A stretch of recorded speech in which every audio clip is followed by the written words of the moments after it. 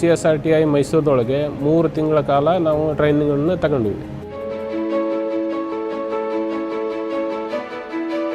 ಸಿರಿಕಲ್ಚರ್ನಾಗ loss ಆದೀಪ ಅಂತ ಯಾರೇ ಇಲ್ಲರಿ, ಇದರಿಂದ ದೊಡ್ಡ ಆದಾಯನ ತಗೊಂಡ್ರಿ ಸರ್. ನಾವು ರೈತರಿಗೆ ಕೊಡೋ ಮಟ್ಟ ಅಂದರೆ 3,50,000 ರೂಪಾಯಿ ಮಟನ ಆಗ್ಬೋದು ಸರ್. ಖರ್ಚು ವೆಚ್ಚಿಸಿದ್ರೂ 2-2.5 ಲಕ್ಷ ಖರ್ಚು ಬರ್ಬೋದು ಸರ್. 1 ಲಕ್ಷ ರೂಪಾಯಿ ಮಟನ ನಾವು ಉಳಿತಾಯ ಮಾಡ್ಬೋದು ರೀ.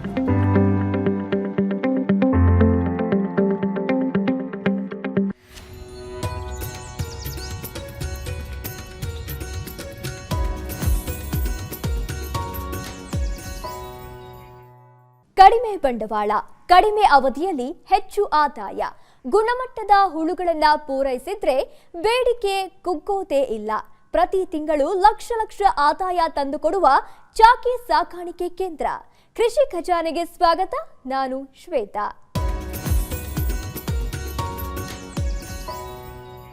ರೇಷ್ಮೆ ಗೂಡಿಗೆ ಬೆಲೆ ಹೆಚ್ಚಿದಂತೆ ಹೊಸದಾಗಿ ರೇಷ್ಮೆ ಕೃಷಿ ಆರಂಭಿಸುವವರ ಸಂಖ್ಯೆಯೂ ಕೂಡ ಏರ್ತಾ ಇದೆ. ಜೊತೆಗೆ ಈಗಾಗಲೇ ರೇಷ್ಮೆ ಬೇಸಾಯ ಮಾಡ್ತಿರುವವರು ಕೂಡ ಹೆಚ್ಚಿನ ಪ್ರಮಾಣದಲ್ಲಿ ರೇಷ್ಮೆ ಹುಳು ಸಾಕಲು ಮುಂದಾಗ್ತಾ ಇದ್ದಾರೆ. ಈ ಹಿನ್ನೆಲೆಯಲ್ಲಿ ರೈತರಿಗೆ ಗುಣಮಟ್ಟದ ಚಾಕಿ ಹುಳುಗಳನ್ನು ಪೂರೈಸುವ ಚಾಕಿ ಕೇಂದ್ರಗಳಿಗೆ ಬೇಡಿಕೆ ಹೆಚ್ಚುತ್ತಲೇ ಇದೆ. ಇಂದು ಚಾಕಿ ಸಾಕಾಣಿಕೆ ಕೇಂದ್ರ ಸ್ಥಾಪಿಸೋದು ಹೇಗೆ, ಚಾಕಿ ಹುಳುಗಳ ಸಾಕಾಣೆ ಹೇಗೆ ಮಾಡಬೇಕು ಎಂಬ ಸಂಪೂರ್ಣ ಮಾಹಿತಿ ತಿಳಿದುಕೊಳ್ಳೋಣ ಬನ್ನಿ.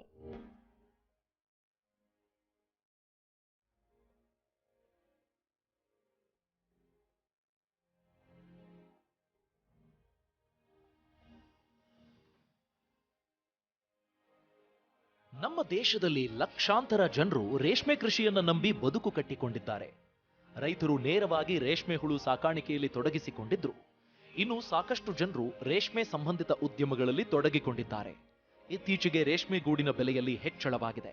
ಹಾಗಾಗಿ ಪ್ರತಿ ತಿಂಗಳು ಮಿನಿಮಮ್ ಗ್ಯಾರಂಟಿ ಆದಾಯ ತಂದುಕೊಡುವ ರೇಷ್ಮೆ ಕೃಷಿ ಸಾಕಷ್ಟು ಜನರನ್ನ ತನ್ನತ್ತ ಸೆಳೆಯುತ್ತಿದೆ.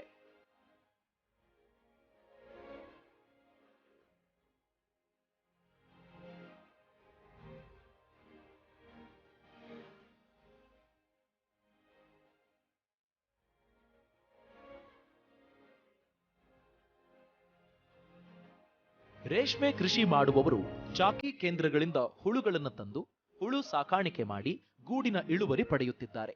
ಇತ್ತೀಚಿನ ದಿನಗಳಲ್ಲಿ ರೈತರು ಚಾಕಿ ಕೇಂದ್ರಗಳಿಂದ 2 ಜ್ವರಕ್ಕೆ ಹೋಗಿರುವ ಮರಿಗಳನ್ನು ತಂದು ಹುಳು ಸಾಕುತ್ತಿದ್ದಾರೆ. ಮೊದಲೆಲ್ಲ ರೈತರು ರೇಷ್ಮೆ ಮೊಟ್ಟೆಗಳನ್ನು ತಂದು ತಾವೇ ಚಾಕಿ ಮಾಡ್ಕೊಳ್ತಿದ್ರು.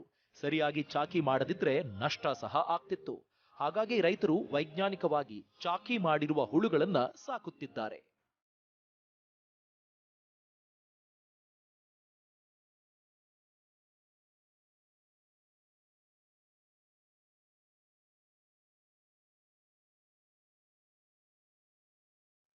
ಹಾವೇರಿ ಜಿಲ್ಲೆ ರಾಣೆಬೆನ್ನೂರು ತಾಲೂಕಿನ ವೈಟಿ ಹೊನ್ನತ್ತಿ ಗ್ರಾಮದ ಮಂಜುನಾಥ್ ಬಸಂತಪ್ಪ ಉಕ್ಕುಂದ ಅವರು ಚಾಕಿ ಕೇಂದ್ರ ಹೊಂದಿದ್ದು ಗುಣಮಟ್ಟದ ಹುಳುಗಳನ್ನ ರೈತರಿಗೆ ಪೂರೈಸುತ್ತಿದ್ದಾರೆ. ಮಂಜುನಾಥ್ ಅವರು ಮೊದಲು ರೇಷ್ಮೆ ಹುಳು ಸಾಕುತ್ತಿದ್ರು. ಇವರು ಗುಣಮಟ್ಟದ ಗೂಡು ಉತ್ಪಾದಿಸುತ್ತಿದ್ದರು. ಈ ಹಿನ್ನೆಲೆಯಲ್ಲಿ ಇಲಾಖೆಯ ಅಧಿಕಾರಿಗಳ ಸಲಹೆಯಂತೆ ಅವರು ಕೇಂದ್ರ ರೇಷ್ಮೆ ಸಂಶೋಧನೆ ಮತ್ತು ತರಬೇತಿ ಸಂಸ್ಥೆಯಲ್ಲಿ ತರಬೇತಿ ಪಡೆದು ಚಾಕಿ ಸಾಕಾಣಿಕಾ ಕೇಂದ್ರ ಆರಂಭಿಸಿದ್ದಾರೆ. ಚಾಕಿ ಕೇಂದ್ರ ಸ್ಥಾಪನೆಗೆ ತರಬೇತಿ ಅಗತ್ಯ. ಚಾಕಿ ಸಾಕಾಣಿಕೆ ಕೇಂದ್ರ ಸ್ಥಾಪನೆ ಮಾಡಬೇಕಂದ್ರೆ ತರಬೇತಿ ಪಡೆಯುವುದು ಅತ್ಯಗತ್ಯ. ಮೈಸೂರಿನಲ್ಲಿರುವ ಕೇಂದ್ರ ರೇಷ್ಮೆ ಸಂಶೋಧನೆ ಮತ್ತು ತರಬೇತಿ ಸಂಸ್ಥೆಯಲ್ಲಿ ಚಾಕಿ ಸಾಕಾಣಿಕೆ ಕುರಿತು ವೈಜ್ಞಾನಿಕವಾಗಿ ತರಬೇತಿ ನೀಡಲಾಗುತ್ತದೆ. ನಿರ್ದಿಷ್ಟ ಅರ್ಹತೆ ಇರುವವರು ಮಾತ್ರ ತರಬೇತಿ ಪಡೆಯಲು ಅರ್ಜಿ ಸಲ್ಲಿಸಬಹುದು. ತರಬೇತಿ ಪಡೆದವರಿಗೆ ರೇಷ್ಮೆ ಇಲಾಖೆ ವತಿಯಿಂದ ಚಾಕಿ ಕೇಂದ್ರ ಸ್ಥಾಪನೆಗೆ ಸಹಾಯಧನ ಸಹ ಸಿಗುತ್ತೆ. CSRTIನಲ್ಲಿ ಚಾಕಿ ಸಾಕಾಣಿಕೆಯ ಪ್ರತಿಯೊಂದು ಹಂತವನ್ನು ಪ್ರಾಯೋಗಿಕವಾಗಿ ತರಬೇತಿ ನೀಡಲಾಗುತ್ತದೆ ಅಂತಾರೆ ಮಂಜುನಾಥ್. ಚಾಕಿ ಹಂತದಿಂದ ಮೊಟ್ಟೆ ಹಂತದಿಂದ ಚಾಕಿ 2ನೇ ಜ್ವರದ ಹುಳುವನ್ನು ಕೊಡುವ ಮಟನ ಮನೆಯನ್ನು ಡಿಸ್ಟ್ರಿಬ್ಯೂಟ್ ಮಾಡೋವರೆಗಿನ ನಮಗೆ ಸಲಹೆಯನ್ನು ಕೊಡ್ತಾರೆ. ಆಮೇಲೆ ಚಾಕಿ ಮರಿ ಹೆಂಗೆ ಮಾಡೋದು, ಮೊಟ್ಟೆ ಹೆಂಗೆ ಹಾಕೋದು ಪ್ರೇಮಿಗೆ, ನಂತರ ಮರಿ ಆದಮೇಲೆ ಅದಕ್ಕೆ ಪ್ರೊಸೀಜರ್ ಹೆಂಗಿರ್ತೈತಿ, ದಿನ ಹಂತ ಹಂತವಾಗಿ 1ನೇ ಜ್ವರಕ್ಕೆ 2ನೇ ಜ್ವರಕ್ಕೆ ಏನೇನು ಕೊಡಬೇಕು, ಏನು ಎಷ್ಟು ಟೈಮ್ ಸೊಪ್ಪು ಹಾಕ್ಬೇಕು, ಯಾವ ರೀತಿ ಯಾವ ಟೈಮ್ನಾಗ ಯಾವ ರೀತಿ ಸೊಪ್ಪು ಹಾಕ್ಬೇಕು ಅನ್ನೋದೆಲ್ಲ ಹೇಳ್ಕೊಡ್ತಾರೆ ರೀ. 1ನೇ ಜ್ವರದಾಗ ಹಿಂಗೆ ಹಾಕ್ಬೇಕು, ಆಮೇಲೆ ಚಾಕಿ ಟೈಮ್ನಲ್ಲಿ ಸೊಪ್ಪು ಎಷ್ಟು ಸಲ ಕಟ್ ಮಾಡ್ಬೇಕು ಅನ್ನೋದು ಹೇಳ್ಕೊಡ್ತಾರೆ. ಪ್ರತಿಯೊಂದನ್ನು ಮೈಸೂರಲ್ಲಿ ಹೇಳ್ಕೊಡ್ತಾರೆ. 3 ತಿಂಗಳ ಕಾಲ 9 ಬ್ಯಾಚ್ವರೆಗೂ ನಮ್ಮ ಕಂಟಿನ್ಯೂ ಅವರು ಕಲಿಸ್ಕೊಡ್ತಾರೆ. ಚಾಕಿ ಹೆಂಗೆ ಮಾಡಬೇಕು, ಹೆಂಗಿಲ್ಲ, ಯಾವುದು ಔಷಧಿ ಹೊಡಿಬೇಕು, ಯಾವುದಿಲ್ಲ ಅನ್ನೋದೆಲ್ಲ ಹೇಳ್ಕೊಡ್ತಾರೆ. ಸರ್ಕಾರದಿಂದ ಸವಲತ್ತು ಕೊಡ್ತಾರೆ ನಮಗೆ. 3 ತಿಂಗಳ ಕಾಲ ಅವರು ನಮಗೆ ವಸತಿಯನ್ನು ಕೊಟ್ಟು ಕಲಿಸ್ತಾರೆ. ಕಲಿಸಿ ಸರ್ಟಿಫಿಕೇಟ್ ಕೊಡ್ತಾರೆ, ಲೈಸೆನ್ಸ್ ಕೊಡ್ತಾರೆ. ಲೈಸೆನ್ಸ್ ಕೊಟ್ಟ ನಂತರ ನಾವು ಅದನ್ನು ಓಪನಿಂಗ್ ಮಾಡ್ಬೋದು ರೀ. ರೈತರು ಚಾಕಿ ಕೇಂದ್ರಗಳಲ್ಲಿ ಮುಂಗಡವಾಗಿ ಬುಕ್ಕಿಂಗ್ ಮಾಡಬೇಕು. ಅದನ್ನು ಆಧರಿಸಿ ಚಾಕಿ ಕೇಂದ್ರದವರು ಮೊಟ್ಟೆ ತಂದು ಮರಿ ಮಾಡಿಸಿ ಚಾಕಿ ಮರಿಗಳನ್ನು ನೀಡುತ್ತಾರೆ. ಮಂಜುನಾಥ್ ಅವರು ಮೈಸೂರಿನಲ್ಲಿರುವ ಸೆಂಟ್ರಲ್ ಸಿಲ್ಕ್ ಬೋರ್ಡ್ನಲ್ಲಿ ಮೊಟ್ಟೆ ಖರೀದಿಸುತ್ತಾರೆ. ಮೊಟ್ಟೆಯನ್ನು ಬ್ಲ್ಯಾಕ್ ರೂಮ್ನಲ್ಲಿ ಇರಿಸಿ ಮೊಟ್ಟೆ ಹ್ಯಾಚಿಂಗ್ ಮಾಡಬೇಕು. ಮೊಟ್ಟೆ ಮೈಸೂರಲ್ಲಿ ಸಿಗುತ್ತೆ ರೀ, ಬಿಟ್ಟರೆ ಬೆಂಗಳೂರಲ್ಲಿ ಸಿಗುತ್ತೆ, ಪಾಲಕ್ಕಾಡ್ ಸಿಗುತ್ತೆ. ಗೌರ್ಮೆಂಟ್ನಿಂದ ತೊಗೋಬೇಕಾದ್ರೆ 3 ಹತ್ರ ಸಿಗುತ್ತೆ ರೀ, 4 ಹತ್ರ ಸಿಗುತ್ತೆ. ಆದರೆ ಪ್ರೈವೇಟ್ನೇರು ಕೊಡ್ತಾರೆ. ನಾವು ಪ್ರೈವೇಟ್ನಲ್ಲಿ ತೊಗೊಳಲ್ಲ ರೀ, ನಾವು ಸೆಂಟ್ರಲ್ ಸಿಲ್ಕ್ ಬೋರ್ಡ್ನಾಗ ತೊಗೊತೀವಿ ರೀ. ಪ್ಲಸ್ ನಾವು NSS ಓದೋಲ್ಲಿ ತೊಗೊತೀವಿ ರೀ. ಮೈಸೂರಲ್ಲೇ ನಾವು ಕಂಟಿನ್ಯೂ ತೊಗೊಳೋದು ರೀ. ಟ್ರಾನ್ಸ್ಫರ್ ಮುಖಾಂತರ ಕಾರ್ನಲ್ಲಿ ತರ್ತೇವೆ ಸರ್, AC ಕಾರ್ನಲ್ಲಿ. ಫಸ್ಟೆಲ್ಲ ಬ್ಲಾಕ್ ಬಾಕ್ಸ್, ಕೊರೋನಾ ಬರಲಿಕ್ಕಿಂತ ಮುಂಚೆ ಬ್ಲಾಕ್ ಬಾಕ್ಸ್ ಅಲ್ಲೇ ಮಾಡಿಸ್ಕೊಂಡು ಬರ್ತಿದ್ವಿ ಸರ್. ಕೊರೋನಾ ನಂತರ ಅಲ್ಲಿ ಲೇಬರ್ ಸಮಸ್ಯೆ ಇದ್ದ ನಮಗೆ ಲೂಸ್ ಎಕ್ಸ ಕೊಡಕತ್ತೀರಿ. ಲೂಸ್ ಎಕ್ಸ್ ತೊಗೊಂಬಂದು ಇಲ್ಲೇ ನಾವು ಕಲರ್ ಬಂದ ಮೇಲೆ ಫ್ರೇಮ್ಗೆ ಹಾಕಿ ಇಟ್ಕೊತೇವೆ ರೀ. ಅಡ್ವಾನ್ಸ್ ಆಗಿ ಕಲರ್ ಬಂದ ಮೇಲೆ ಕತ್ಲಕೊಂಡ್ಯಾಗ 72 ತಾಸು ಮಿನಿಮಮ್ ಟೈಮ್ ಇರುತ್ತೆ ರೀ. 3 ದಿನ ಹಿಂಗೆ 2.5 3 ದಿನ ನಾವು ಕತ್ಲಕೊಂಡಲ್ಲೇ ಹ್ಯುಮಿಡಿಟಿ ಪ್ಲಸ್ ಟೆಂಪ್ರೇಚರ್ ಮೇಂಟೈನ್ ಮಾಡ್ಕೋತಾನೆ ಇರ್ಬೇಕು ರೀ. ಹ್ಯುಮಿಡಿಟಿ ಮೇನ್ ಅಗತ್ಯವಾಗಿ ಬೇಕೇ ಬೇಕು ರೀ ಅದಕ್ಕೆ ಮೊಟ್ಟೆಗೆ. ಅವರು ಡೇಟ್ ಕೊಟ್ಟಿರ್ತಾರೆ, ಆ ಡೇಟಿನ ಪ್ರಕಾರ ನಾವು ಚಾಕಿಯನ್ನು ಮಾಡಬೇಕಾಗತ್ತೆ. ಚಾಕಿ ಸಾಕಾಣಿಕೆ ಕೇಂದ್ರ ಸ್ಥಾಪಿಸಬೇಕಂದ್ರೆ ರೇಷ್ಮೆ ಹುಳುಗಳ ಏಕೈಕ ಆಹಾರವಾಗಿರುವ ಹಿಪ್ಪು ನೇರಳೆ ಸೊಪ್ಪಿನ ತೋಟದ ನಿರ್ವಹಣೆಗೆ ಹೆಚ್ಚಿನ ಒತ್ತು ನೀಡಬೇಕು. ಚಾಕಿ ಹಂತದಲ್ಲಿ ಹುಳುಗಳು ಹೆಚ್ಚಿನ ಪ್ರಮಾಣದಲ್ಲಿ ಸೊಪ್ಪು ತಿನ್ನುತ್ತವೆ. ಹಾಗಾಗಿ ಹುಳುಗಳಿಗೆ ತಾಜಾ ಸೊಪ್ಪು ಲಭ್ಯವಿರುವಂತೆ ತೋಟದ ನಿರ್ವಹಣೆ ಮಾಡಿಕೊಳ್ಳಬೇಕು. ಸೊಪ್ಪಿನ ತೋಟ ನಾವು ಕೊಟ್ಟಿಗೆ ಗೊಬ್ಬರನ ಜಾಸ್ತಿ ಉಪಯೋಗ ಮಾಡ್ತೇವೆ ರೀ. ಆಮೇಲೆ ಆರ್ಗ್ಯಾನಿಕ್ ಜಾಸ್ತಿ ಉಪಯೋಗ ಮಾಡ್ತೇವೆ ರೀ. ಬಿಟ್ಟರೆ ಸರ್ಕಾರಿ ಗೊಬ್ಬರನ ಸ್ವಲ್ಪ ಪ್ರಮಾಣದಲ್ಲಿ ಹಾಕ್ತೇವೆ ರೀ. 20ರಿಂದ 25 ದಿನ 30 ದಿನ ಹಂತವಾಗಿ ಸೊಪ್ಪನ್ನು ಕಟಾವು ಮಾಡಿ ತರ್ತೇವೆ ರೀ. ಈ ಚಾಕಿ ಹುಳಕ್ಕೆ ಅತಿಯಾದ ವಾಟರ್ ಕಂಟೆಂಟ್ ಇರೋ ಸೊಪ್ಪನ್ನು ಉಪಯೋಗ ಮಾಡಬೇಕು. ಆಮೇಲೆ ತಾಕತ್ತು ಭರಿತವಾದ ಸೊಪ್ಪನ್ನು ನಾವು ಉಪಯೋಗ ಮಾಡ್ಬೇಕು ರೀ. ಇದಕ್ಕೆ ಸಣ್ಣ ಹುಳಕ್ಕೆ ಮಿನಿಮಮ್ 1 ದಿನಕ್ಕೆ 1 ಪೆಂಟಿ ಸೊಪ್ಪು ಹೋಗುತ್ತೆ ರೀ.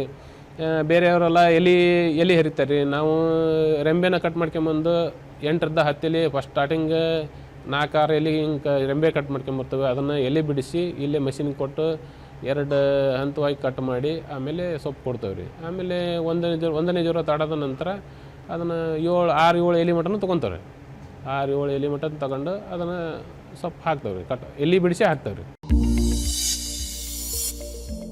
ಹುಳುಗಳಿಗೆ ದಿನಕ್ಕೆ 2 ಬಾರಿ ಸೊಪ್ಪು ನೀಡಬೇಕು. ಚಾಕಿ ಹುಳುಗಳಿಗೆ ದಿನಕ್ಕೆ 2 ಬಾರಿ ಸೊಪ್ಪು ನೀಡಬೇಕು. 1ನೇ ಜ್ವರದಿಂದ ಮರಿಗಳು ಹೊರಬಂದ ಬಳಿಕ ಹೆಚ್ಚಿನ ಪ್ರಮಾಣದ ಸೊಪ್ಪು ನೀಡಬೇಕಾಗುತ್ತೆ. ಬಾಕ್ಸ್ನಲ್ಲಿರುವ ಹುಳುಗಳ ಸಂಖ್ಯೆ ಆಧರಿಸಿ ಸೊಪ್ಪು ನೀಡಬೇಕಾಗುತ್ತೆ.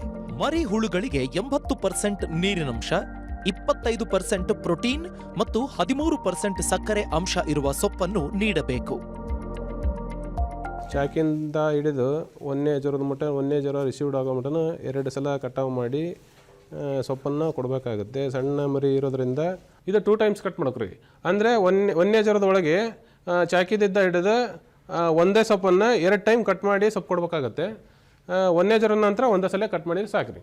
ಅಂದರೆ ಡ್ರೈ ಆಗುತ್ತೆ ರೀ. ಇಲ್ಲ ಜಾಸ್ತಿ ಇದು ಮಾಡಿದ್ರೆ ಈ ದಪ್ಪ ಹಾಕಿದೆ ಅಂದರೆ ಅದು ಕೆಳಗಿಲಿದ್ದ ಮ್ಯಾಕ್ ಬರ್ಬೇಕಾದ್ರೆ ಸ್ವಲ್ಪ ತ್ರಾಸಾಗುತ್ತೆ ರೀ. ಸಣ್ಣ ಮರಿ ಇರೋದ್ರಿಂದ 2 ಟೈಮ್ಸ್ ಕಟ್ ಮಾಡಿ ತೆಳುವಾಗಿ ಸೊಪ್ಪು ಕೊಡ್ಬೇಕಾಗತ್ತೆ ರೀ. ಆ ಉದ್ದೇಶದಿಂದ ಇದನ್ನು 2 ಟೈಮ್ ಕಟ್ ಮಾಡಿ ಸೊಪ್ಪು ಹಾಕಬೇಕಾಗುತ್ತೆ. ಈ ರೀತಿ 2 ಟೈಮ್ ಹಾಕ್ಬೇಕು ಸರ್. ಇವತ್ತು ಲಾಸ್ಟ್ ಹಂತ ಇದು. ಇದು ಒಂದು ಕವರಿಂಗ್ ತೆಳುವಾಗಿ ಕೊಟ್ಟೆ ಅಂದರೆ ಸೆಕೆಂಡ್ ಮಟ್ಟಿಗೆ ಸ್ಟಾಪ್ ಆಗುತ್ತೆ ರೀ. ಇದು ಪ್ರಮಾಣ ಇಂತಿಷ್ಟು ಅಂತ ಹೇಳಿ ಸರ್, ಅದು ತೆಳುವಾಗಿ ಕೊಡಬೇಕಾಗತ್ತೆ ರೀ. ಸಂಖ್ಯೆ ಜಾಸ್ತಿ ಇರೋದ್ರಿಂದ ಬಾಕ್ಸ್ನಲ್ಲಿ ಎಷ್ಟು ಹುಳು ಸಂಖ್ಯೆ ಇರುತ್ತೋ ಅದ್ರ ಮೇಲೆ ಡಿಪೆಂಡಾಗಿ ಜ್ವರಕ್ಕೆ ಸ್ಟಾಪ್ ಆಗೋದ್ರ ಮೇಲೆ ಲೆಕ್ಕ ಇರುತ್ತೆ. ಭಾಳ ಅಷ್ಟು ಹೆಚ್ಚು ಕಮ್ಮಿ ಒಂದು 60% 70% ಸ್ಟಾಪ್ ಆತಂದರೆ ಒಂದು ಹಿಡಿಯಲ್ಲಿ ಸೊಪ್ಪನ್ನು ಕವರಿಂಗ್ ಕೊಡೋ ಮುಖಾಂತರ ಮುಗಿಸ್ಬೋದು ರೀ. ಇದು ಚಾಕಿ ಹಂತದಲ್ಲಿ ಹುಳುಗಳಿಗೆ ರೋಗ ಬರದಂತೆ ಸಾಕಷ್ಟು ಮುನ್ನೆಚ್ಚರಿಕಾ ಕ್ರಮ ತೆಗೆದುಕೊಳ್ಳಬೇಕು. ರೇಷ್ಮೆ ಹುಳುಗಳಿಗೆ ಯಾವೆಲ್ಲ ರೋಗಗಳು ಬರುತ್ತವೆ, ಅವುಗಳನ್ನು ಹೇಗೆ ನಿರ್ವಹಣೆ ಮಾಡಬೇಕು ಅನ್ನುವ ಮಾಹಿತಿ ತಿಳಿಯೋಣ ಬನ್ನಿ.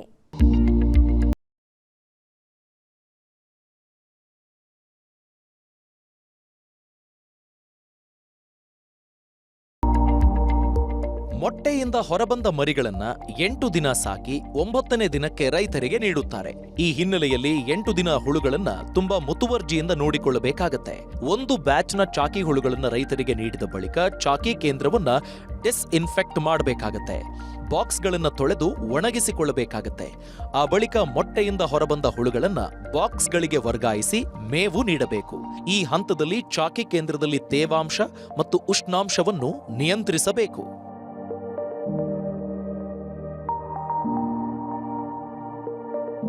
ಅದು ಪೇಪರ್ನಲ್ಲೇ ಇರುತ್ತೆ. ಎಲ್ಲ ಕ್ಲೀನಾಗಿ ಮನೆ ತೊಳೆದು 2 ದಿನ 3 ದಿನ ಗ್ಯಾಪ್ ಬಿಟ್ಕೊಂಡು ಪ್ಲಸ್ ಆಮೇಲೆ ಅದನ್ನು ಚಾಕಿ ಮಾಡೋ ದಿವಸ ಎಲ್ಲ ಕಿಟಕಿ ಎಲ್ಲ ಓಪನ್ ಮಾಡ್ಕೊಂಡು ಎಲ್ಲ ಮತ್ತು ಚಾಕಿ ಬಾಕ್ಸನ್ನು ಒಳಗೆ ತಂದ ಮೇಲೆ ಆಮೇಲೆ ಬ್ಲಾಕ್ ಬಾಕ್ಸ್ ಆಗಿದ್ದನ್ನು ಹೊಡಿತೀವಿ ರೀ. ಹೊಡೆದು ಪೇಪರ್ ಇರ್ತೈತಿ. ಒಂದೊಂದು ಬಾಕ್ಸಿಗೆ ಒಂದೊಂದು ಟ್ರೈ ಇರ್ತವೆ ರೀ. 50 ಮೊಟ್ಟೆ ಇರ್ತೈತೆ ರೀ ಸ್ಟಾರ್ಟಿಂಗ್ನಲ್ಲಿ. 50 ಮೊಟ್ಟೆಗೆ ನಾವು ತೆಳುವಾಗಿ ಮೆಸ್ ಹಾಕಿ ಒಂದೊಂದು ಸೊಪ್ಪು ಕೊಡ್ತೇವೆ ರೀ ಫಸ್ಟ್. ಆಮೇಲೆ 1 ಗಂಟೆ 2 ಗಂಟೆ ನಂತರ ಅದನ್ನು ಬೇರ್ಪಡಿಸ್ತೇವೆ ರೀ. ಫ್ರೇಮ್ನಿದ್ದ ಸಪ್ರೇಟಾಗಿ ಸೊಪ್ಪಿನಲ್ಲೇ ಹುಳು ಏರಿರ್ತೈತೆ ರೀ. ಅದನ್ನು ಬೇರ್ಪಡಿಸಿ ಆಮೇಲೆ 50 ತಟ್ಟೆಗೆ 1 ತಟ್ಟೆಗೆ 50 ಮೊಟ್ಟೆಯನ್ನು ನಾವು ಹಾಕಿರ್ತೇವೆ ರೀ. ಆಮೇಲೆ ಹಂತವಾಗಿ 1ನೇ ದಿವಸ 2 ಸೊಪ್ಪು ಕೊಡ್ತೇವೆ ರೀ. 2ನೇ ದಿವಸನೂ 2 ಸೊಪ್ಪು ಕೊಡ್ತೇವೆ ರೀ. 2ನೇ ದಿವಸ ಬೆಡ್ ಒಡೆದು ಡ್ರೈ ಮಾಡಿ 1-2 ತಾಸು ಗಾಳಿ ಬಿಟ್ಟು ಆಮೇಲೆ ಸೊಪ್ಪು ಕೊಡ್ತೇವೆ ರೀ.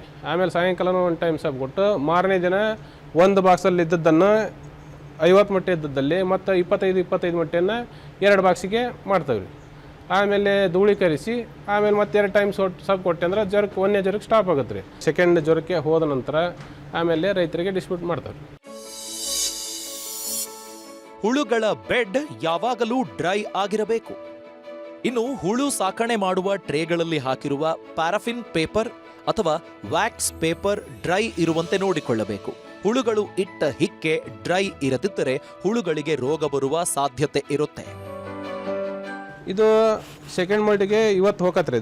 ಇದು ತೇವಾಂಶ ಜಾಸ್ತಿ ಇರೋದ್ರಿಂದ ಇದನ್ನು ಬೆಡ್ಡನ್ನು ಒಡಿಬೇಕು. ಪ್ರತಿದಿನ ಬೆಳಗ್ಗೆ ಬಂದ ತಕ್ಷಣ ಬೆಡ್ಡನ್ನು ಒಡೆದು ಆಮೇಲೆ ಸುಣ್ಣನಿದ್ದ ಧೂಳೀಕರಿಸಬೇಕು.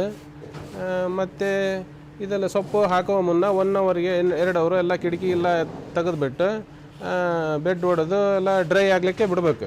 ಇದು ತೇವಾಂಶ ಜಾಸ್ತಿ ಆದರೆ ಫಂಗಸ್ ಜಾಸ್ತಿ ಬರ್ತೈತಿ. ಈಗ ಈಕೆ ಹಾಕಿರೋದ್ರಿಂದ ಇದೆಲ್ಲ ಡ್ರೈ ಆಗ್ಬೇಕು ರೀ. ಇದು ಡ್ರೈ ಮಾಡಲಿಕ್ಕೆ ಸುಣ್ಣ ಹೊಡೆದ್ಬಿಟ್ರೆ ಇದೆಲ್ಲ ಡ್ರೈ ಆಗುತ್ತೆ ಸರ್. ಇದು ಡ್ರೈ ಇದ್ದರೆ ಯಾವುದೇ ರೋಗಾಂಶ ಬರೋದಿಲ್ಲ. ವೈಟ್ ಫಂಗಸ್ ಸ್ಟಾರ್ಟ್ ಆಗುತ್ತೆ ರೀ. ಇದೆಲ್ಲ ತೇವಾಂಶ ಜಾಸ್ತಿ ಆಯ್ತಂದ್ರೆ ಇದರಲ್ಲಿ ವೈಟ್ ಫಂಗಸ್ ಸ್ಟಾರ್ಟ್ ಆಗುತ್ತೆ ರೀ. ಒನ್ ಟೈಮ್ ಸುಣ್ಣ ಹೊಡೆದ್ರೆ ಸಾಕು. ಬೆಳಗ್ಗೆ 1 ಟೈಮ್ ಸುಣ್ಣ ಹೊಡೆದ್ರೆ ಸಾಕು ಸರ್. ಚಾಕಿ ಕೇಂದ್ರದಲ್ಲಿ ರೋಗರಹಿತವಾದ ಮರಿ ಹುಳುಗಳ ಸಾಕಾಣಿಕೆಗೆ ಹೆಚ್ಚಿನ ಒತ್ತು ನೀಡಬೇಕು. ರೋಗರಹಿತವಾದ ಮರಿಗಳನ್ನು ರೈತರಿಗೆ ನೀಡಿದರೆ ಮುಂದಿನ ಹಂತದಲ್ಲಿ ಅವುಗಳಿಗೆ ರೋಗ ಬರುವುದಿಲ್ಲ. ಹಾಗಾಗಿ ಸೂಕ್ತ ಮುನ್ನೆಚ್ಚರಿಕೆ ಕ್ರಮ ತೆಗೆದುಕೊಂಡು ರೋಗ ಬರದಂತೆ ನಿರ್ವಹಣೆ ಮಾಡಬೇಕು ಅನ್ನೋದು ಮಂಜುನಾಥ್ ಅವರ ಅಭಿಪ್ರಾಯ. ರೋಗ ಬರುತ್ತೆ ರೀ. ಸಪ್ಪೆ ರೋಗ ಅಂತ ಬರುತ್ತೆ ರೀ. ವಾತಾವರಣ ಮೇಲೆ ಯಾವ್ಯಾವ ವಾತಾವರಣ ಮೇಲೆ ಮಳೆಗಾಲದಾಗ ಒಂದು ನಮೂನಿ ರೋಗ, ಚಳಿಗಾಲದಾಗ ಒಂದು ನಮೂನಿ, ಬೇಸಿಗೆಯಾಗ ಒಂದು ನಮೂನಿ ರೋಗ ರೀ. ಇಮ್ಯುನಿಟಿ ಯಾವ ರೀತಿ ಇರ್ತೈತೆ ಅದ್ರ ಮೇಲೆ ರೋಗ ಕಾಣಿಸ್ಕೊಂತೈತೆ ರೀ. ಇಲ್ಲಿ ನಾವು ಸರಿಯಾಗಿ ಇಲ್ಲಿ ಮನೆ ತೊಳೆದಾಗಲಿ ಸ್ವಚ್ಛತೆ ನಾವು ಫಸ್ಟ್ ಕಾಪಾಡಿಕೊಂಡು ರೈತರಿಗೆ ಹುಳನ ಒಳ್ಳೆ ರೀತಿ ಚಲೋ ಹುಳ ಕೊಟ್ಟೆ ಅಂದ್ರೆ ಯಾವುದೇ ರೋಗನ ಬರಲ್ಲ. 1ನೇ ದಿವಸ ಏನು ಔಷಧಿ ಹೊಡೆಯಲ್ಲ ಸರ್. 2ನೇ ದಿವಸ ಸ್ವಲ್ಪ ಹೊಡಿಬೇಕತ್ತೆ ರೀ. ಚಳಿಗಾಲದಲ್ಲಿ ಸಪ್ಲಿಮೆಂಟ್ ಹೊಡಿಬೇಕಾಗತ್ತೆ. 3ನೇ ದಿವಸ ಬೆಡ್ ಕ್ಲೀನ್ ಆದ ನಂತರ ಡಬಲ್ ಮಾಡಿದ ದಿವಸನೂ ನಾವು ಔಷಧಿ ಹೊಡಿಬೇಕಾಗತ್ತೆ ರೀ. ಆಮೇಲೆ ಜ್ವರದಿಂದ ಡಬಲ್ ಬೆಡ್ ಕ್ಲೀನ್ ಮಾಡ್ಕೊಂಬಂದ್ರೆ ಬೆಡ್ ತೆಗೆದ ಮೇಲೆ ಸುಣ್ಣ ಅಂತ ಕಂಟಿನ್ಯೂ ಹೊಡೆಯಬೇಕು ಸರ್. ಬೆಡ್ ತೇವಾಂಶ ಜಾಸ್ತಿ ಇತ್ತಂದ್ರೆ ಸುಣ್ಣ ಹೊಡಲೇಬೇಕು. ಚಾಕಿ ಕೇಂದ್ರದಲ್ಲಿ ಪ್ರತಿ ದಿನವೂ ಹೆಚ್ಚಿನ ಕೆಲಸ ಇರುವುದರಿಂದ ನಿರಂತರವಾಗಿ ಹೆಚ್ಚಿನ ಕೆಲಸಗಾರರ ಅವಶ್ಯಕತೆ ಇರುತ್ತದೆ. ಹಾಗಾಗಿ 10,000 ಮೊಟ್ಟೆ ಸಾಕಾಣಿಕೆ ಮಾಡಬೇಕಂದ್ರೆ 12ರಿಂದ 13 ಜನ ಕೆಲಸದವರು ಬೇಕಾಗ್ತಾರೆ. ಮಿನಿಮಮ್ ಒಂದು 10,000 ಮೊಟ್ಟೆಗೆ ನಾವು 12ರಿಂದ 13 ಜನ ಕೆಲಸಗಾರನ್ನ ಕರ್ಕೊಂತೇವೆ ರೀ. ನಾವು 3 ಜನ ಅದಾವೆ ರೀ ಮನೆಯರು. ಪ್ರತಿ ಹಂತದಲ್ಲ ನಾವು ಮನೆಯರು ನಾವು ಕಾಳಜಿ ವಹಿಸ್ತೇವೆ ರೀ. ಲೇಬರ್ನು ತೊಗೊತೇವೆ ಸರ್. ಅವರು ಎಲ್ಲ ಮನೆಯರು ಇದ್ದಂಗೆ ಅದಾರೆ ರೀ. 12ರಿಂದ 13 ಜನ ತೊಗೋತೇವೆ ರೀ. ಸ್ಟಾರ್ಟಿಂಗ್ನಲ್ಲಿ ಎಲ್ಲ ಸೊಪ್ಪು ಕಟಾವು ಮಾಡೋದು, ಸೊಪ್ಪು ಬಿಡಿಸೋದು, ಎಲೆ ಹರಿಯೋದು, ಬಾಕ್ಸಿಗೆ ಹಾಳಿ ಹಾಕೋದ್ರಿಂದ ಹಿಡಿದು ಚಾಕಿ ಮಾಡೋದ್ರಿಂದ ಹಿಡಿದು ಪ್ರತಿಯೊಂದು ಕೆಲಸನೂ ಭಾಳ ಜವಾಬ್ದಾರಿಯುತವಾಗಿ ಮಾಡೋದಿರ್ತದೆ ರೀ. ಒಬ್ಬರಿಬ್ಬರು 4 ಮಂದಿ ಕಡೆಯಿಂದ ಆಗಲ್ಲ ರೀ. ಸ್ಟಾರ್ಟಿಂಗ್ನಲ್ಲಿ 1ನೇ ಜ್ವರ ಮಟ್ಟ ಅಂದ್ರೆ ಒಬ್ಬರಿಬ್ಬರು ಕಡಿಮೆ ಆದ್ರೆ ನಡೀತೀರಿ. ಒಂದು 6-7 ಜನ ಬೇಕಾಗತ್ತೆ ರೀ ಸ್ಟಾರ್ಟಿಂಗ್. ಆಮೇಲೆ 1ನೇ ಜ್ವರ ಎದ್ದ ನಂತರ ಜಾಸ್ತಿ 11-12 ಜನ ಬೇಕಾಗತ್ತೆ ಸರ್, 10,000 ಮಟ್ಟಿಗೆ. ಈ ನಮ್ಮ ಇರೋ ಚಾಕಿಗೆ 12-13 ಜನ ನಾವು ಲೇಬರ್ ತೊಗೋತಾರೆ ರೀ. ರೈತರಿಗೆ ಗುಣಮಟ್ಟದ ಚಾಕಿ ಹುಳುಗಳನ್ನು ಒದಗಿಸಬೇಕು. ಚಾಕಿ ಕೇಂದ್ರದಲ್ಲಿ ರೈತರಿಗೆ ಉತ್ತಮ ಗುಣಮಟ್ಟದ ಹುಳುಗಳನ್ನು ಸರಬರಾಜು ಮಾಡಬೇಕಾಗುತ್ತೆ. ರೋಗರಹಿತವಾದ ಹುಳುಗಳನ್ನು ನೀಡಿದರೆ ರೈತರು ಬೇರೆ ಚಾಕಿ ಕೇಂದ್ರಕ್ಕೆ ಹೋಗುವುದಿಲ್ಲ. ಇದರಿಂದ ನಮಗೂ ಹೆಚ್ಚಿನ ಆದಾಯ ಸಿಗುತ್ತೆ, ರೈತರಿಗೂ ಉತ್ತಮ ಆದಾಯ ಸಿಗುತ್ತೆ ಅಂತಾರೆ ಮಂಜುನಾಥ್. ರೈತರ ನಮ್ಮ ಸಂಬಂಧ ಭಾಳ ಚೆನ್ನಾಗಿ ಇಟ್ಕೋಬೇಕು ರೀ. ನಾವು ಯಾವ ರೀತಿ ಅವರಿಗೆ ಒಳ್ಳೆ ಹುಳ ಕೊಡ್ತಾವಪ್ಪ ಅಂದ್ರೆ ನಮ್ಮನ್ನು ಬಿಟ್ಟು ಹೋಗೋದಂಗೆ ಅವ್ರನ್ನ ನಾವು ನೋಡ್ಕೋಬೇಕು ರೀ. ಆ ಥರ ನೋಡ್ಕೊಂಡೆ ಅಂದ್ರೆ ನಾವು ಸರಿಯಾಗಿ ಚೆನ್ನಾಗಿರೋ ಹುಳ ಕೊಟ್ಟೆ ಅಂದ್ರೆ ನಮ್ಮನ್ನು ಅವ್ರು ಬಿಡಲ್ಲ ರೀ. ಆ ಥರ ನಾವು ಚಾಕಿ ಸೆಂಟರ್ನೊಳಗೆ ಭಾಳ ಕಾಳಜಿದ್ದ ಹುಳ ಮೇಯಿಸ್ಬೇಕಾಗತ್ತೆ ರೀ. ರೈತರನ್ನ ಹಿಡಿದಿಟ್ಕೋಬೇಕಾದ್ರೆ ಇವತ್ತಿನ ಕಾಲದಾಗ ಅಷ್ಟು ಸಾಮಾನ್ಯ ಇಲ್ಲ ರೀ. ಒಳ್ಳೆ ಹುಳ ಕೊಟ್ಟೆ ಅಂದ್ರೆ ನಮ್ಮನ್ನು ಬಿಡೋದಲ್ಲ ರೀ ಅವರು. ಕೋಟಿ ಬಂಡವಾಳ ಹಾಕಿದ್ರೂ ಏನೂ ಮಾಡೋಕ್ಕಾಗಲ್ಲ ರೀ. ಸರಿಯಾಗಿ ಚೆನ್ನಾಗಿ ಹುಳ ಕೊಡಲಿಲ್ಲ ಅಂದ್ರೆ ಎಷ್ಟು ಕೊಟ್ಟಿದ್ರು ನನ್ನ ಮನೆಯಾಗೆ ಇಟ್ಕೋಬೋದು ರೀ. ರೈತರನ್ನ ಹಿಡಿದಿಟ್ಕೋಬೇಕಂದ್ರೆ ನಾವು ಚೆನ್ನಾಗಿರೋ ಹುಳ ಕೊಡ್ಬೇಕು, ಸಂಖ್ಯೆನ ಜಾಸ್ತಿ ಕೊಡ್ಬೇಕು. ಉತ್ತಮ ಗುಣಮಟ್ಟದ ಚಾಕಿ ಹುಳುಗಳನ್ನು ಪಡೆಯಲು ರೇಷ್ಮೆ ಇಲಾಖೆ ನಿಗದಿಪಡಿಸಿರುವ ಮಾನದಂಡಗಳನ್ನು ಅನುಸರಿಸಿ ಚಾಕಿ ಕೇಂದ್ರ ನಿರ್ಮಿಸಬೇಕು.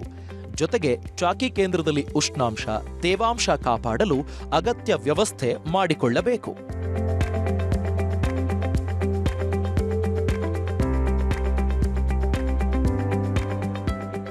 ಕನಿಷ್ಠ 2-3 ಎಕರೆ ಹಿಪ್ಪು ನೇರಳೆ ತೋಟ ಇರುವವರು ಚಾಕಿ ಸಾಕಾಣಿಕೆ ಕೇಂದ್ರ ಸ್ಥಾಪಿಸಿ ಪ್ರತಿ ತಿಂಗಳು ಲಕ್ಷಗಳಲ್ಲಿ ಆದಾಯ ಪಡೆಯಲು ಸಾಧ್ಯವಿದೆ.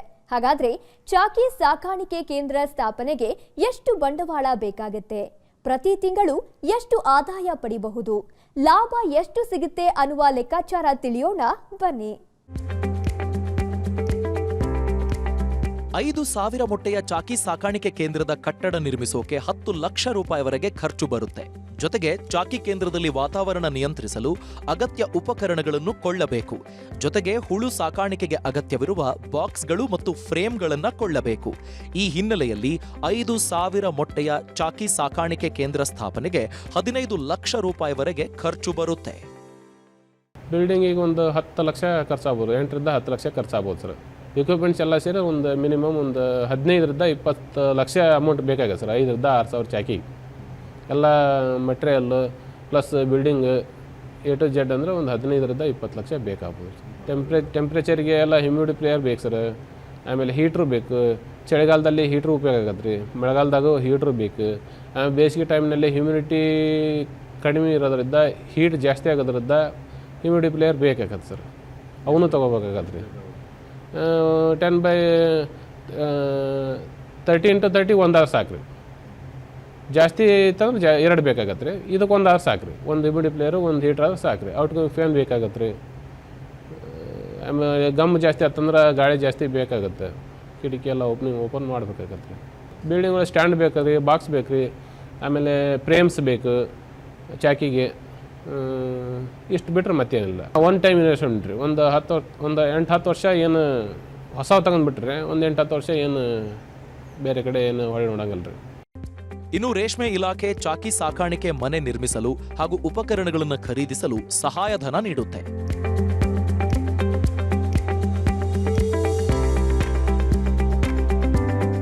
ಸ್ಟಾರ್ಟಿಂಗ್ ಮಾಡ್ದಲ್ಲಿ ನಮಗೆ 1,30,000 ಬಿಲ್ಡಿಂಗಿಗೆ ಇತ್ತು ಸರ್. 1,20,000-30,000 ನಾವು ಇಕ್ವಿಪ್ಮೆಂಟ್ಸಿಗೆ ತೊಗೊಂಡವ್ರಿ. 2 ಲಕ್ಷ ಚಿಲ್ಲರೆ ತೊಗೊಂಡು ಅಷ್ಟೇ ಸರ್ ಬಿಲ್ಡಿಂಗ್ ಎಲ್ಲ ಸೇರಿ. ಈಗೆಲ್ಲ ಜಾಸ್ತಿ ಮಾಡ್ಯಾರ ಸರ್, 9 ಲಕ್ಷ ಮಾಡ್ಯಾರ ರೀ. ಈಗೆಲ್ಲ ಸರ್ಕಾರಿ ಸವಲತ್ತೆಲ್ಲ ಸಾಕಷ್ಟು ಕೊಡಕತ್ತಾರೆ ರೀ. ನಾವು ಮಾಡಿದಾಗ ಇನ್ನೂ ಹೊಸಬ್ರಲ್ಲ ಸರ್, ಆವಾಗ ಇನ್ನೂ ಸ್ವಲ್ಪ ಪ್ರಮಾಣ ಕಡಿಮೆ ಇತ್ತು. ಈಗೆಲ್ಲ ಹಂತವಾಗಿ ಭಾಳ ಅನುಕೂಲ ಮಾಡ್ಯಾರ ರೀ ಸರ್ಕಾರದವ್ರು. ಈಗ ಬರೀ ಒಂದು ಬಿಲ್ಡಿಂಗಿಗೆ 3 ಲಕ್ಷ ಕೊಡ್ತಾರೆ ಸರ್. 3 ಲಕ್ಷ ಅಂದ್ರೆ ಸಾಮಾನ್ಯ ಅಲ್ರಿ, ಅರ್ಧ ದುಡ್ಡು ಕೊಟ್ಟಾಗ್ಬಿಡ್ತಾರೆ ರೀ. ಇನ್ನು ನಾವು ಅರ್ಧ ದುಡ್ಡು ಹಾಕಿದ್ರೆ ಒಂದು ಬಿಲ್ಡಿಂಗ್ ರೆಡಿ ಆಗತ್ತೆ ರೀ. ಚಾಕಿ ಸಾಕಾಣಿಕೆ ಮಾಡ್ಬೇಕಾದ್ರೆ 9 ಲಕ್ಷ ಕೊಡ್ತಾರೆ ಸರ್. 9 ಲಕ್ಷ ಕೊಡ್ಬೇಕಾದ್ರೆ ಇನ್ನು 12 ಲಕ್ಷ ಹಾಕಿದೆ ಅಂದ್ರೆ ನಾವು ದೊಡ್ಡ ಬಿಲ್ಡಿಂಗೇ ಮಾಡ್ಬೋದು, ದೊಡ್ಡ ಪ್ರಮಾಣದಲ್ಲಿ ಚಾಕಿ ಸಾಕಾಣಿಕೆ ಕೇಂದ್ರವನ್ನು ಮಾಡ್ಬೋದು. ಸರ್ಕಾರ ಇವತ್ತಿನ ಕಾಲದಾಗ ಸಾಕಷ್ಟು ಔಷಧಿ ಕೊಡ್ತಾರೆ ರೀ, ಚಂದ್ರಿಕೆ ಕೊಡ್ತಾರೆ, ದೊಡ್ಡ ಹುಳುಗೆ ಚಂದ್ರಿಕೆಗೂ ಕೊಡ್ತಾರೆ, ಸಣ್ಣ ಹುಳುಕೂ ಪ್ರತಿ ತಿಂಗಳಿಗೆ ಪ್ರತಿಯೊಂದು ಬ್ಯಾಚಿಗೆ ಬಂದು ನೋಡಿ ಹೋಗ್ತಾರೆ, ಚೆಕ್ ಮಾಡಿ ಹೋಗ್ತಾರೆ. ಸೈಂಟಿಸ್ಟ್ ಬರ್ತಾರೆ ರೀ, ADS ಬರ್ತಾರೆ, ಅಧಿಕಾರಿಗಳು ಎಲ್ಲರೂ ಬರ್ತಾರೆ ರೀ. ಬಂದು ನೋಡಿ ಹೋಗ್ತಾರೆ ರೀ. ಒಳ್ಳೆ ಹುಳ ಕೊಡ್ರಿ ರೈತರಿಗೆ, ಹಾಳು ಮಾಡಬೇಡ್ರಿ, ಚೆನ್ನಾಗಿ ಬೆಳೀರಿ, ಸೊಪ್ಪು ನೋಡೋಕೆ ಬರ್ತಾರೆ ರೀ, ಏನು ಹಾಕ್ಯಾರ ಇಲ್ಲ ಇದಕ್ಕೆ ಅಂತೇಳಿ ಎಲ್ಲ ಚೆಕ್ ಮಾಡೋಕೆ ಬರ್ತಾರೆ ರೀ. 10,000 ಮೊಟ್ಟೆಯ ಒಂದು ಬ್ಯಾಚ್ನಲ್ಲಿ 1,00,000 ರೂಪಾಯಿ ಲಾಭ. ತಿಂಗಳಿಗೆ 3 ಬ್ಯಾಚ್ 3,00,000 ರೂಪಾಯಿ ಲಾಭ. ಸೆಂಟ್ರಲ್ ಸಿಲ್ಕ್ ಬೋರ್ಡ್ನಲ್ಲಿ ದೊರೆಯುವ 100 ಮೊಟ್ಟೆಗೆ 1,000 ರೂಪಾಯಿ ಬೆಲೆ ಇದೆ. ಈ ಲೆಕ್ಕದಲ್ಲಿ 10,000 ಮೊಟ್ಟೆಗೆ 1,00,000 ರೂಪಾಯಿ ಖರ್ಚು ಬರುತ್ತೆ. ಇನ್ನು ಕೆಲಸಗಾರರ ಸಂಬಳ, ಇತರೆ ಖರ್ಚುಗಳೆಲ್ಲ ಸೇರಿ ಒಂದು ಬ್ಯಾಚಿಗೆ ಸುಮಾರು 2.5 ಲಕ್ಷ ರೂಪಾಯಿ ಖರ್ಚು ಬರುತ್ತೆ. ಇನ್ನು 10,000 ಮೊಟ್ಟೆಯನ್ನ 3.5 ಲಕ್ಷಕ್ಕೆ ಮಾರಾಟ ಮಾಡಿದ್ರೆ ಕನಿಷ್ಠ 1 ಲಕ್ಷ ರೂಪಾಯಿವರೆಗೆ ಉಳಿತಾಯವಾಗುತ್ತೆ. ಅಂದ್ರೆ 9 ದಿನದಲ್ಲಿ 1 ಲಕ್ಷ ರೂಪಾಯಿ ಲಾಭ ಪಡೆಯಬಹುದು. ಇನ್ನು ತಿಂಗಳಿಗೆ 3 ಬ್ಯಾಚ್ನಲ್ಲಿ ಚಾಕಿ ಹುಳು ಸಾಕಬಹುದು. ವರ್ಷದಲ್ಲಿ ಗರಿಷ್ಠ 32 ಬ್ಯಾಚ್ ಸಾಕಣೆ ಮಾಡಬಹುದು. ಹಾಗಾಗಿ 10,000 ಹುಳು ಸಾಕಾಣಿಕೆ ಸಾಮರ್ಥ್ಯದ ಚಾಕಿ ಕೇಂದ್ರದಲ್ಲಿ ವರ್ಷಕ್ಕೆ 36 ಲಕ್ಷ ರೂಪಾಯಿವರೆಗೆ ಲಾಭ ಪಡೆಯಬಹುದು. ಮೊಟ್ಟೆ ಭಾಳ ಸಣ್ಣ ಸೈಜ್ ಇರ್ತದೆ. ಜೀರಿಗೆ ಇದು ಸಾಸಿವೆ ಕಾಳಷ್ಟು ಸಣ್ಣದಿರುತ್ತೆ ರೀ. ಗ್ರಾಮ್ ಲೆಕ್ಕ ಕೊಡ್ತಾರೆ ನಮಗೆ. 36 ಗ್ರಾಮಿಗೆ 100 ಮೊಟ್ಟೆ ಕೊಡ್ತಾರೆ ರೀ. 100 ಮೊಟ್ಟೆಗೆ ನಮಗೆ ಗೌರ್ಮೆಂಟಿಂದ 1,000 ರೂಪಾಯಿ ತೊಗೋತಾರೆ ನಮ್ಮ ಕಡೆಯಿಂದ. ಆ 1,000 ರೂಪಾಯಿ ಕೊಟ್ಟು 10,000 ಮೊಟ್ಟೆ ತಂದ್ವಿ ಅಂದ್ರೆ 1 ಲಕ್ಷ ಅಮೌಂಟ್ ಹಾಕಿ ನಾವು ಮೊಟ್ಟೆ ತೊಗೊಂಡ್ಬರ್ತೀವಿ ರೀ. ಮೊಟ್ಟೆ ತಂದ ನಂತರ ನಾವು ಅದನ್ನು ರೈತರಿಗೆ ಕೊಡೋ ಮಟ್ಟ ಅಂದರೆ 3,50,000 ರೂಪಾಯಿ ಮಟ್ಟನೂ ಆಗ್ಬೋದು ಸರ್. ಖರ್ಚು ವೆಚ್ಚ ಸದ್ರೂ 2-2.5 ಲಕ್ಷ ಖರ್ಚು ಬರ್ಬೋದು ಸರ್. 1 ಲಕ್ಷ ಮೊಟ್ಟೆಗೆ ಹೋಗುತ್ತೆ ರೀ. ಲೇಬರ್ ಚಾರ್ಜು, ಸೊಪ್ಪಿಂದು ಎಲ್ಲ ಮೇಂಟೆನೆನ್ಸ್ ಚಾರ್ಜ್ ಅಂದ್ರೆ ಕರೆಂಟಿ ಬಿಲ್ಲು ಪ್ಲಸ್ ಹಾಳಿ, ಸುಣ್ಣ, ಔಷಧಿ ಎಲ್ಲ ಸೇರಿನೂ ಮಿನಿಮಮ್ ಒಂದು 2.5 ಲಕ್ಷ ಖರ್ಚು ಬರುತ್ತೆ ರೀ. 10,000 ಮೊಟ್ಟೆಗೆ 1 ಲಕ್ಷ ರೂಪಾಯಿ ಮಟ್ಟ ನಾವು ಉಳಿತಾಯ ಮಾಡ್ಬೋದು ರೀ. ರೇಷ್ಮೆ ಕೃಷಿಯಲ್ಲಿ ಲಾಸ್ ಆಗೋದಿಲ್ಲ. ರೈತರಿಗೆ ಪ್ರತಿ ತಿಂಗಳು ಮಿನಿಮಮ್ ಆದಾಯವನ್ನ ಇದು ತಂದು ಕೊಡುತ್ತೆ. ಬೇರೆ ಬೆಳೆಗಳಿಗೆ ಹೋಲಿಸಿದ್ರೆ ಇದರಲ್ಲಿ ಹೆಚ್ಚಿನ ಲಾಭ ಸಿಗುತ್ತೆ ಅನ್ನೋದು ಮಂಜುನಾಥ್ ಅವರ ಅಭಿಪ್ರಾಯ. ಒಬ್ಬೊಬ್ಬ ರೈತ 3 ಎಕರೆ ರೇಷ್ಮೆ ಮಾಡ್ಯಾನಪ್ಪ ಅಂದ್ರೆ ಅವ 1.5-2 ಲಕ್ಷ ರೂಪಾಯಿ ರೊಕ್ಕ ತಗೋತಾನೆ ರೀ ಒಂದು ತಿಂಗಳಿಗೆ, ಒಂದು ಬೆಳೆಗೆ. ಸಿರಿಕಲ್ಚರ್ನಾಗ ಲಾಸ್ ಆದೀವಪ್ಪ ಅಂತ ಯಾರೇ ಇಲ್ಲರಿ. ಯಾರು ಏನು ಅವ್ರಿಗೆ ಮಾಡೋಕ್ಕಾಗಿಲ್ದಕ್ಕೆಲ್ಲ ಸಿರಿಕಲ್ಚರ್ನಾಗ ಲಾಸ್ ಆಗಿವೆ ಅಂತ ಹೇಳ್ಬೋದು ರೀ. ಇವತ್ತಿನ ಕಾಲದಾಗ ಸಿರಿಕಲ್ಚರ್ ಬಗ್ಗೆ ಲಾಸ್ ಆಗ್ಯಾವ ಅಂತಂದು ಯಾರು ಹೇಳೋದಲ್ಲ ರೀ. ಇದ್ರದ್ದು ದೊಡ್ಡ ಆದಾಯನ ತಗೊಂಡ್ರಿ ಸರ್ ನಾವು.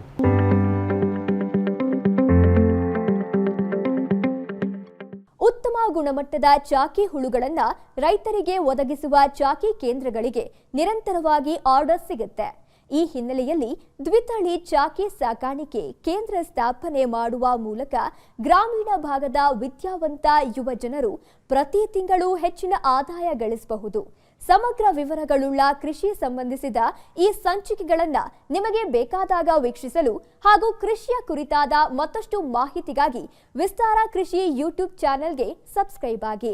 ಇದಾಗಿತ್ತು ಇವತ್ತಿನ ಕೃಷಿ ಖಜಾನೆ.